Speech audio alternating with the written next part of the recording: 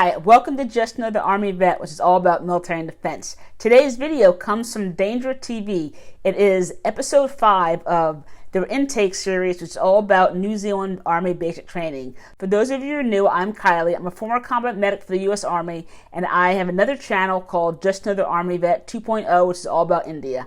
Let's get to it. It's week 10 and the recruits have just got back from a relaxing 4 days break. 4 days? At the Army's Maori or meeting house, the instructors are preparing a rather different set of exercises. This is part of their exercise Ngāti Tūmātauenga, which teaches them how the marae came about, bringing them together, that te kotahitanga, so that they understand the cultural aspect of being a part of the New Zealand Army. This will be your marae phase. Half of you is going to be in the kitchen. Now here doing the Hangi. The other half is in the marae, in the whare. Get into it. Now, head to the front of the marae. After the freedom of being at home with friends and family, the memories of not having to take orders are still fresh. It was different. You wake up early still, and you think you got all these timings. And if you're not doing anything, it feels weird. Recruit Tafaiti is causing a stir with his new haircut. It's cricket, isn't it? Yeah. Hey. I'll be like wearing some sort of headdress. People will be like, far, nah, that guy looks normal. Bang! No, he's not. I just went and hung out with my son. Spoilt him a bit too much probably, but my reason I'm joining is because of him.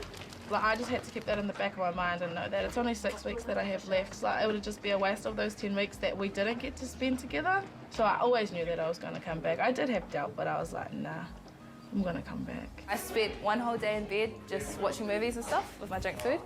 I spoiled the family. Oh, I went home with about like $3 grand, and I spent way too. I've got like $1 grand left. And I spent every single cent of my money.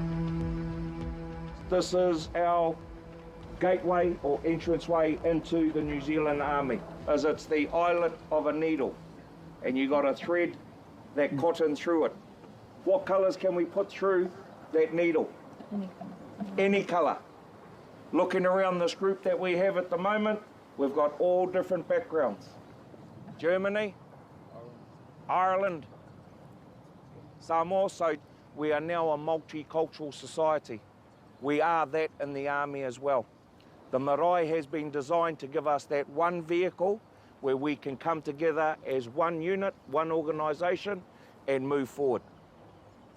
To keep the oneness alive, the recruits will be sleeping under one roof at the marae. Originally from Germany, recruit von Kwiatkowski became a New Zealand citizen and is excited to be part of Maori culture. I'm really honoured to be here too, like especially as a foreigner, being accepted in a marae. It's really cool, and especially now with the Hangi. That's my first Hangi now. It makes me feel like included, like welcome.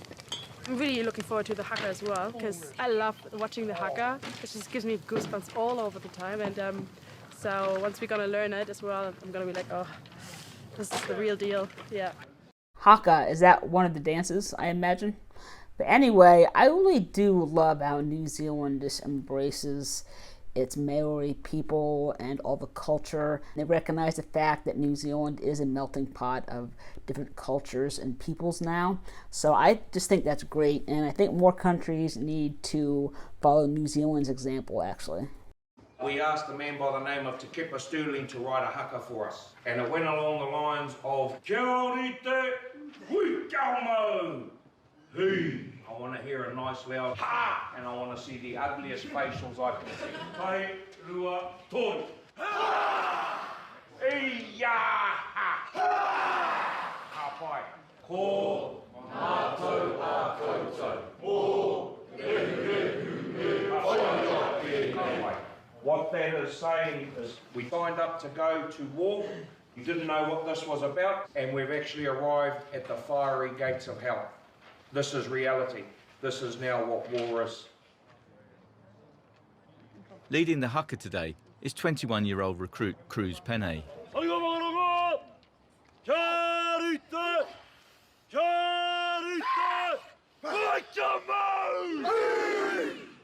So it's nice and big. Bang, bang, bang. Ladies, there. Convoy.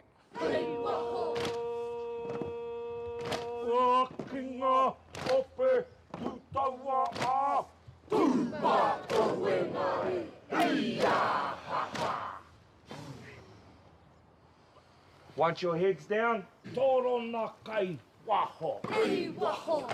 O kinga tope utawa a. O le stop. Next one. Doing that haka it means a lot to me. I've known it most of my life. Just to kind of actually lead that haka itself for the first time for Ropu for is proud moment.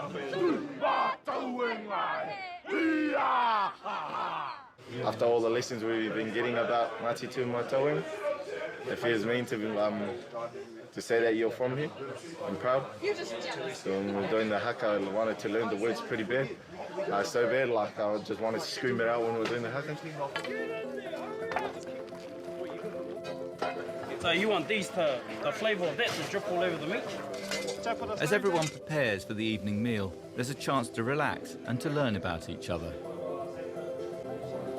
In particular, it will help the recruits. The instructors have decided to move from Ngārimu to Elliot Platoon. Oh, one of the males is a Maori, so he's in two-section Goodley. Tall ass fella. Is that dude right there? He was real nervous and he wanted to know what everybody thought about him and all that kind of stuff. I was sort of like a clown in our platoon slash section, and I was distracting people, and apparently they don't need distractions. Sometimes I do it in the corridor when we're supposed to be being sensible, and doesn't go well with the corporals. As evening draws in, the traditional meal, the Hangi, is cooked to perfection. Both recruits and instructors work as one to enjoy the fruits of their labour. Is that beef or what is that exactly? It's almost like this is also my place and it's everyone's place. We no longer have to tiptoe around because you're the visitor and don't really know what you're doing. It's so yum. What are they eating? I mean, it looks good. In the evening, the recruits gather together in the meeting house, where they have to stand up and share their personal story. Tēnei ko te okai nui o taki tapu ai, ko te okai rangi, ko te okai nāku, tō tipuna a tāne nui arangi. Ka putu tūra tangata ki te whai au ara ki te amarama. Tihei, Maori ora, wehi shto e te whaiti tōku ingoa. Talo whalawa o lau ingoa o se whosona lole, Joseph. I guess he was just speaking Maori, I'm not really sure. But yeah, what language are they speaking? Please drop that in the comments. And do they all speak this language? Or just some of them? See, for you don't know me, last name's Piniha, first name's Sergeant. I was quite a small person when I joined BASA because there was breakfast, lunch and dinner. In 6 months I put on 30 kgs. I gotta love food, eh? Now I'm trying to stop is the hard part. Kia ora, ko Sophie Early takuinga no Ototahi ahau, ko Ngāti Tūmatauenga toku iwi hau, ko Michael toku papa, ko Ali toku mama, ko Caitlin toku tuakana, no reira tēnā koutou katoa.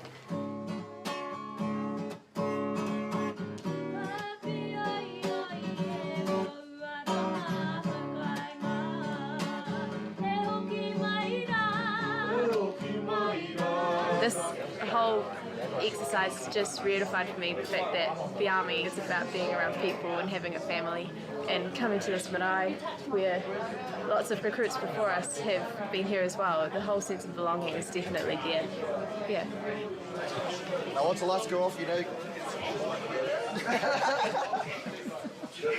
That's a light, Sergeant. Sorry, I took it to the ocean bar. Some of us have to get up early for work in the morning. This week 13 and the recruits will be heading out for the first time on an urban exercise. Recruit Tafaiti has been named second in charge, also known as 2IC, of his 10-person section. Turn on. Come on now. You remember what came off me for the ammo? Come again, please. The 2ICs are starting to learn to take control and they're starting to manage themselves a little bit, which is awesome. As for me, I use it as a reward. I said from the start that, you know, if you get 2IC, then you've earned it. So it's sort of a goal for them. Let's go now, please. Also in Tafaiti's section is Lennox Winitana, who is in charge of communications and the radio pack. But this morning there's been some confusion about what gear needs to be taken. Yeah. Body armour and day bags on the mob. You know, it's the way that you don't want to speak, that's the way you say. I don't know. So you're taking the radio out of the day bag. So do we have to take our wetwear? So it's a big hassle, especially since I have to swap this out, and I've got to try to find ways to put a radio in a pack, along with all the other things you're already taking. Everyone's kind of just stressing out because my section's in another room. And as a girl, like, they don't really come into it too often, like they keep forgetting we're in the section. You could tell throughout the ages, like, soldiers have been carrying more and more stuff. And it just makes it like harder to actually fucking do whatever you're told, like, fill out a task. Because you're wearing so much stuff. And this is the hardest part, it's getting on your page. There is one recruit, though, that won't be taking part today. Te Onui Moore has decided to leave the army to look after his mother, who has been in a coma since he arrived. I didn't recognise her straight away, but as soon as I spoke, she recognised my voice and she called out to me. And as soon as she said that, I knew that it was her and I felt more comfortable. I looked at her and I knew that if I was in the state that she was in, she would drop everything to look after me. So I really want to show her that I care for her and I want to go look after her. And initially I was just going to leave. Sergeant Peniel mentioned territorial forces and I just said, sweet, sign me up. If there's a way I can stay in the army and look after my mother, then I'll take that option. My mother means the world to me. And yeah, a career is an important thing, but family is always first. And that's what I believe strongly in. And my mum's the closest family member I'll ever have, so she's where I need to be right now. Heartbreaking decision.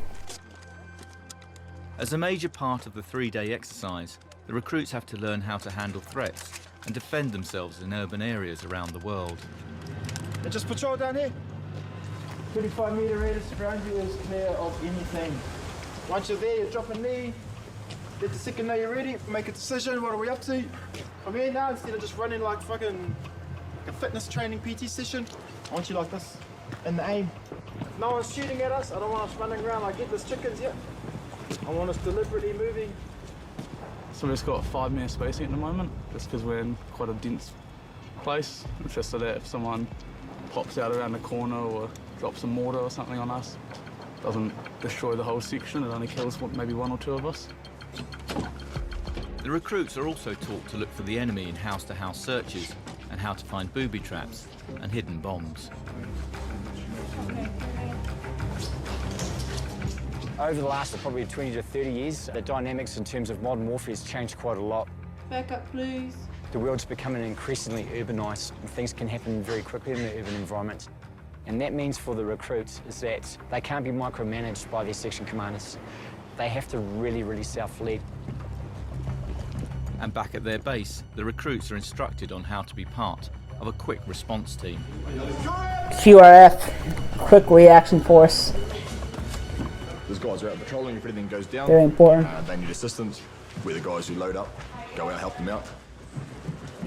The longer they take to get in their vehicle, the more time whoever it is that's in the shit out there is getting shot at and potentially losing lives. So the faster we can get out there to push that fight our way, the better.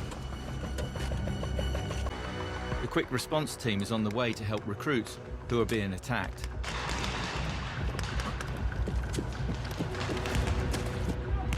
In charge of the section under fire is recruit Talia Duffy. Originally from Australia, Duffy agreed to join her girlfriend, who was in the New Zealand Army. Pretty much everyone here knows, and it hasn't made an effect to being a gay female in the Army, well, as a recruit, I should say. I haven't felt that I've been treated any differently.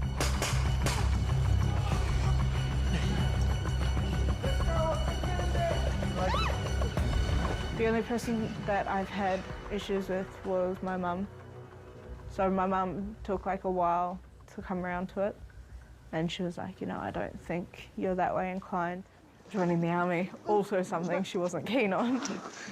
But now she sends me messages like saying how proud she is of me and how she knows I'll do well just because I do everything like to the best of my abilities.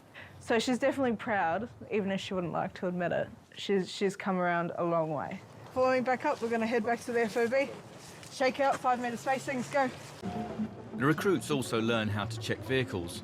Te Whaiti's section is tipped off about a dodgy white van which contains some of the Army's finest actors. Hey sir, I'll taxi. I'll go through. Come with me, please. I need to go. That was funny. I never got any actual hands-on training when it came to searching vehicles in the Army. The only time I ever experienced it was when I was on guard duty in Iraq. Our back gate on our fob, it was a vehicle entrance, so we had to search the vehicles and use mirrors to go underneath to make sure there are no IEDs or bombs anywhere. And the thing is, we never really got training on it. We just said, hey, go search the vehicle and use the mirrors. So at least they were getting some hands-on training. I mean, that's a good thing. Me, please, boss. Look, this is not even my car. It's not even my car. Claimed to be a taxi in the driver's boss's car. I'm late.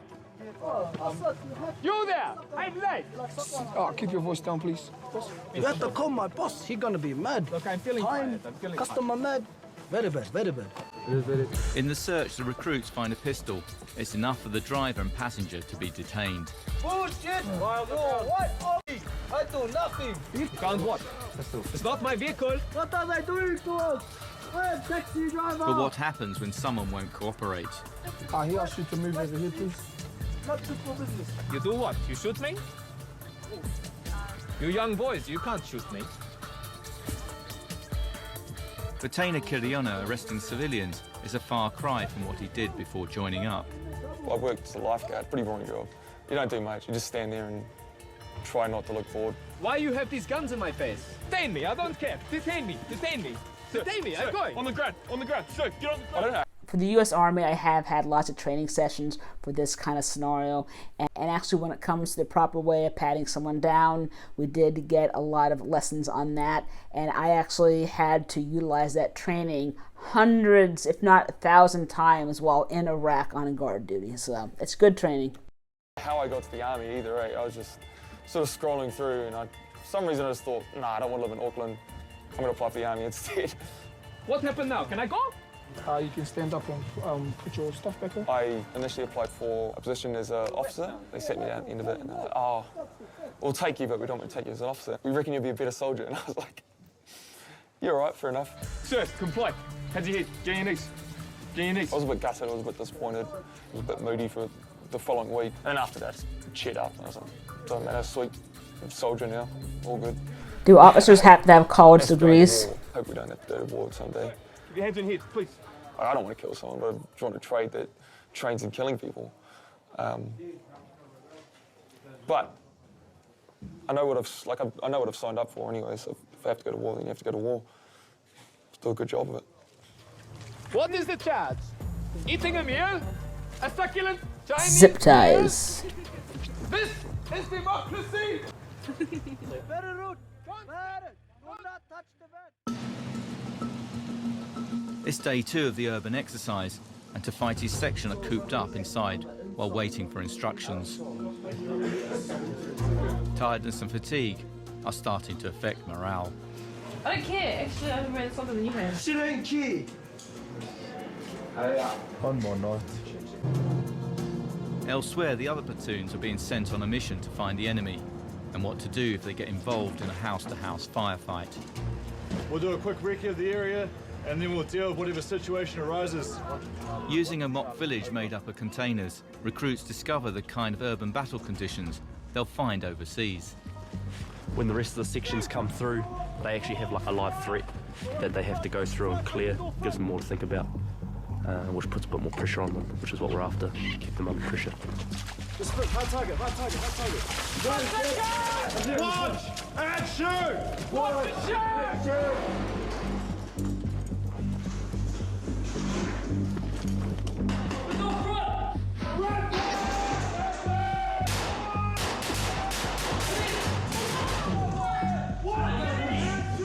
At the start, I was just like, what the hell is going on? Like, I just didn't know. Kind of have to assess the situation in like a split second. Gun group, Roger. See anything? 34, Roger. I've got one enemy, my 12 o'clock. As the recruits move through the village, the enemy are overcome and they gradually give up one by one.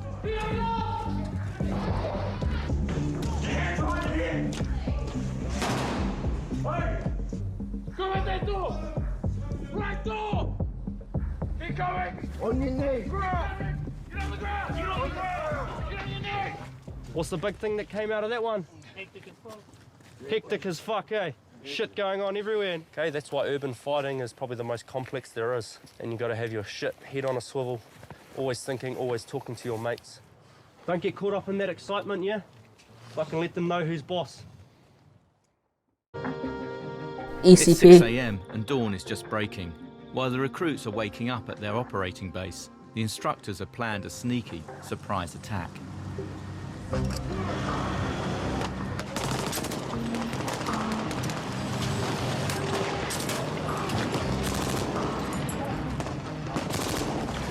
Watching the battle, the officers check which recruits have been shot by the enemy.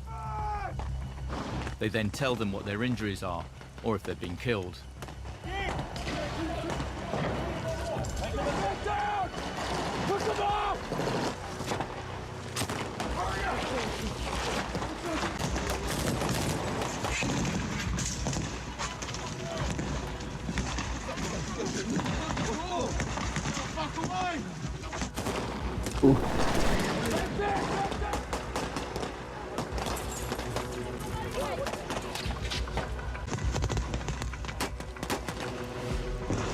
So the casualties from 3 section, pretty sad day for us.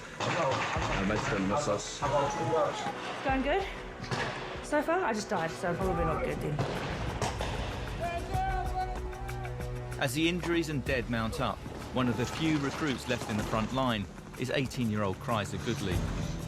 We're just watching our arcs because there's no contact at the moment, just waiting for someone to pop up. And if so, suppress them, let everyone know, then try and take them out.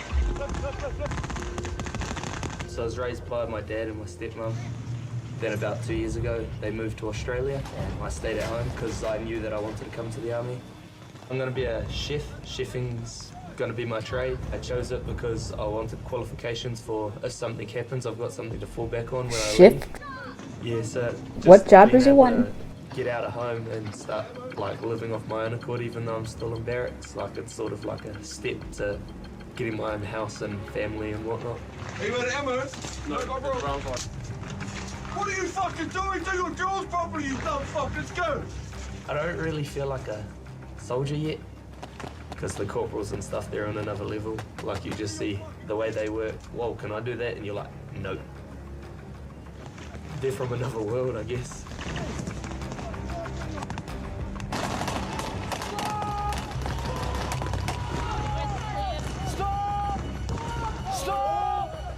I lost my finger. While gaining valuable lessons from the urban exercises, the recruits have also made some embarrassing and deadly mistakes.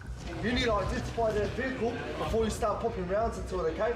If we shoot civilians that aren't part of this exercise, you will end up in military prison. I counted 6 civilian casualties from when you guys arced up the LMGI van that came to fucking work. Don't fucking laugh. They were unarmed, they weren't even part of the fucking exercise. I had 4 rifles abreast pumping rounds into them. Not fucking good enough. ID your targets. Almost half the world's population now lives in some form of urban environment. So the skills that you have learned over the last few days are essential for you to be able to do your job. We've only got a few weeks left in the course before you get to graduate and march out in front of your family, friends and whānau, okay? But we need you to be operating way up here. So what I want you to now think about as you're doing that cleanup is, what lesson did you personally learn that you need to improve on? Kind of just makes you think, like, when you're out in an actual real situation. Yeah, those same cots. You don't have time to just stand there and go, US Army. You know, like it's in, out, happens really fast and it goes 0 to 100 really quickly. Yeah, it's pretty crazy. So if you've ever heard the terms CQB, which means close quarter battle, or MOUT, then all that means is urban operations. And actually the world's largest facility, I believe, is in Israel, used by the IDF. It is such a massive facility that it has about 6,000 individual structures or buildings, and other countries even come to train there because it is that impressive. I do have a video on that right here if you want to check it out. In terms of what that NCO said about urban warfare being the future of ground warfare, he is correct. After all, over 50% of the world's population does live in an urban environment, so if you do get deployed, you have a high likelihood of fighting in an urban environment. Anyway, if you do want to catch my reaction to the next episode, then please hit that subscribe button. Once I film it, I'll put it right here. Until next time, thanks for watching, and please smash that like button.